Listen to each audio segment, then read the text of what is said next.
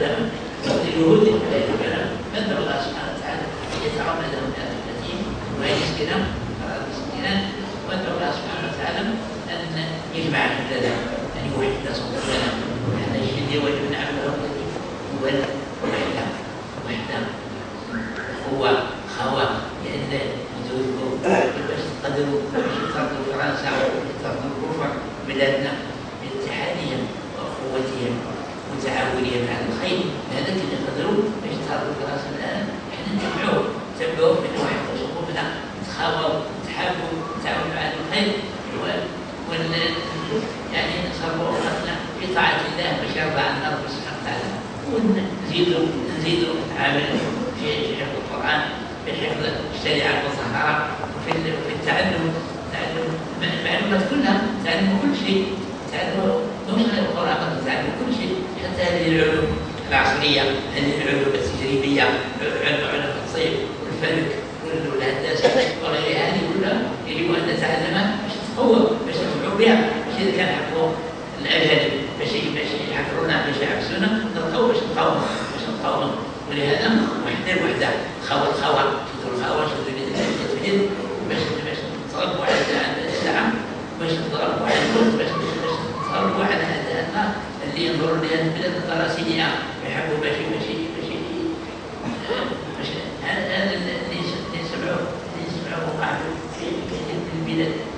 الاستعمار هو اللي يضرب هذا بهذا، الاستعمار هذا يحب أن يضرب مسلم باش يقتل مسلم باش الأرض قالوا خير تعبنا يديها. حنا خويا لازم نفيقوا نحدوا نشدوا هذه الحكومة والشعب.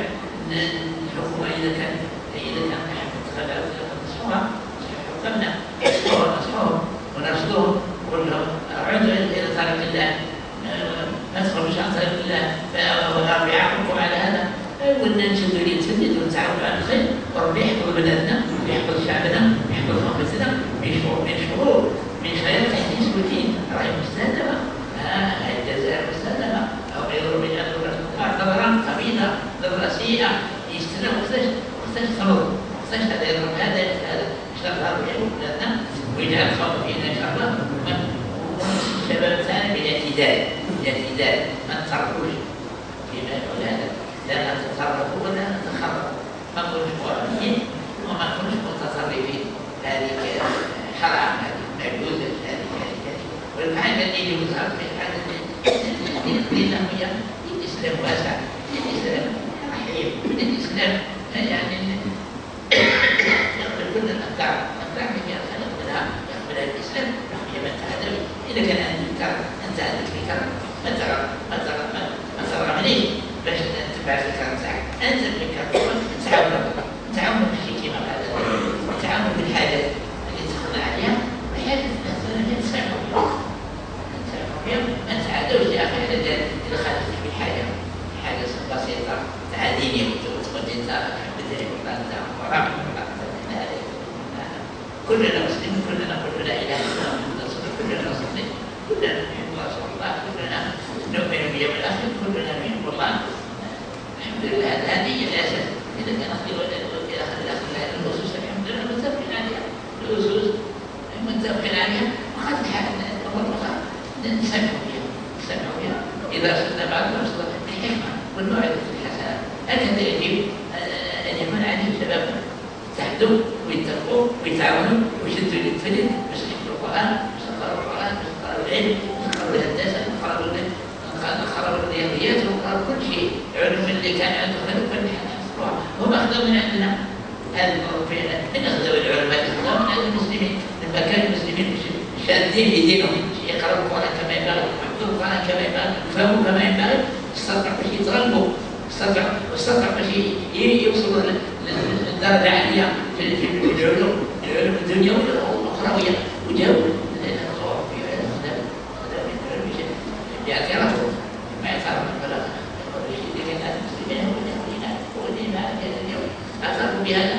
ولهذا نحن نأخذ منهم العلوم التعليمية، العلوم الدنيوية، كما تمسك بالعلوم الدينية والعلوم الشرعية ولغتنا اللغة العربية والقرآن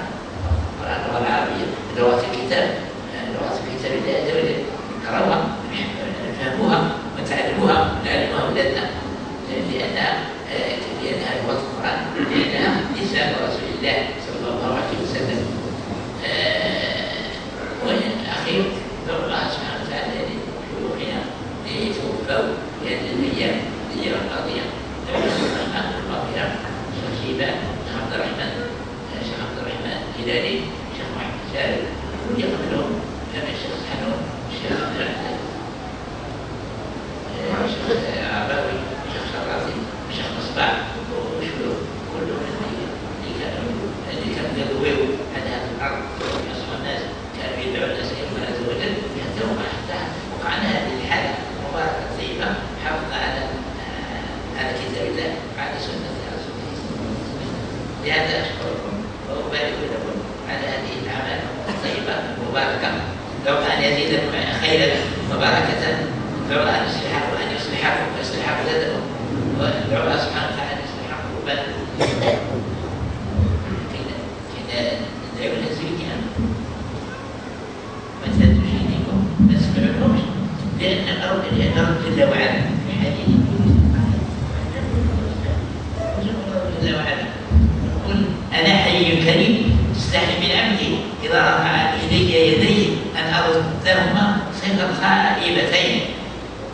وشكر ربي في حديث صحيح قدسي انا نحكي من عبدي كي ينزل يديه نحكي من ردهم وهكذا اخويا ننزل يدينا باش ندعو باش ربي سبحانه وتعالى يملا لنا يدينا بالخير ويملا قلوبنا بالايمان ويملا المجتمع تاعنا بالخيرات الدينيه والدنيويه، يملا بالايمان وباليقين وبالقران وبالسنه النبويه وبمحبه بعضنا البعض. ندعو الله سبحانه وتعالى ان يرحم شيوخنا وان يسكنهم فرائض الدين وان يجعلهم بجوار رسول الله صلى الله عليه وسلم. ندعو الله سبحانه شبابنا وشيوخنا وجميع شعبنا الرجال والنساء ان يجعلنا ممن يسيرون على سيره هؤلاء الشيوخ، وان تتبع هذه سيره الشيوخ في علمهم وفي عملهم وفي تدينهم وفي عقيدتهم وفي حبهم لبلادهم وفي محبه بعضهم لبعض، نحب بعضنا بعض ولادنا ونحنوا نحبوا كل اللي فيها الخير سما كل شفاه خالص نعود ربي يهدي ربي يوفق الله. ولهذا ندعو الله سبحانه وتعالى ان يجمع شملنا وان يوفقنا لما فيه خير وسعادتنا. الله سبحانه وتعالى لهذه الجماعه الحاضره هنا ان يعطي كل واحد مما يريد، كل واحد ربي يعطي مما يريد، ويصلح ديننا ويصلح ازواجه ويصلح اموركم الدنيويه والاخرويه. ندعو ان الله سبحانه ان يعطيكم جميعا ما تريدون وما تحبون وما ترغبون، وان يبعد عنكم جميعا وعنا جميعا كل ما احذروا وما نخجلوا وما نخافوا برحمتك يا ارحم الراحمين. اللهم صل وسلم وبارك على سيدنا محمد وعلى اله وصحبه. سبحان ربك رب العزه عما يصفون وسلام على المرسلين والحمد لله رب العالمين. ثبت في سنن الترمذي باسناد حسن من حديث عبد الله بن عباس رضي الله عنهما قال: كان صلى الله عليه وسلم كلما مد يديه بالدعاء لم يردهما حتى يمسح بهما وجهه. الحديث أورده الحافظ ابن حجر في كتاب بلوغ المرام في آخر باب من هذا الكتاب، وهو باب الذكر والدعاء. شكر الله لشيخنا العلامة محمد الطاهر يتأجد على حضوره وعلى هذه الكلمة الطيبة المباركة الرقراقة. نسأل الله تبارك وتعالى أن يطيل في عمره وأن يرزقه الصحة والعافية والسلامة، إنه ولي ذلك والقادر عليه. آمين. الشيخ راهو تعبان ومريض وكان في العمرة هذه الأيام وهو يحتاج إلى الراحة، فهو يستأذن منكم ليغادر هذا المكان، وقبل مغادرته لابد أن نكرم الشيخ ببعض الهدايا البسيطة، فلينتظرنا قليلا.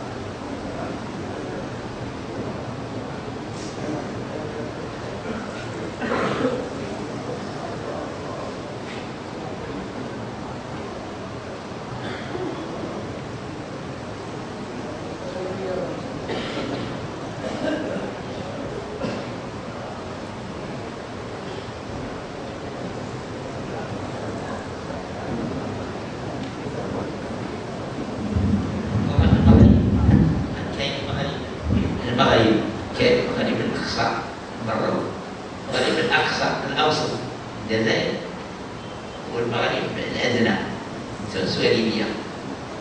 هذا الغرب اسمه الغرب والقلب الجزائري القلب هذا الجناح الجزائري تونس والليبيا والمغرب الجناح والقلب والجزائر.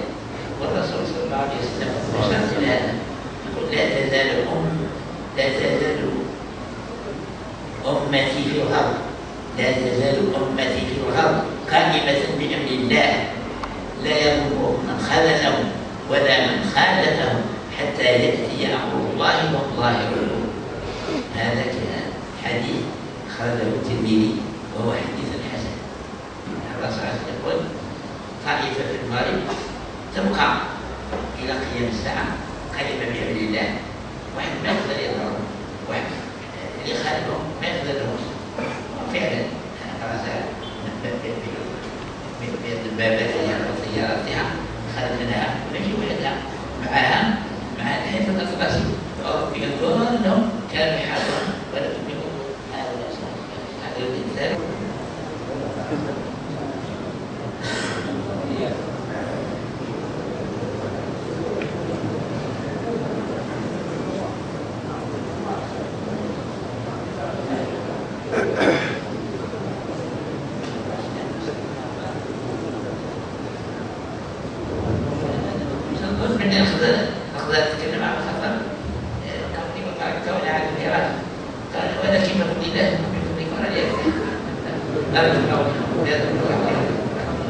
Gracias.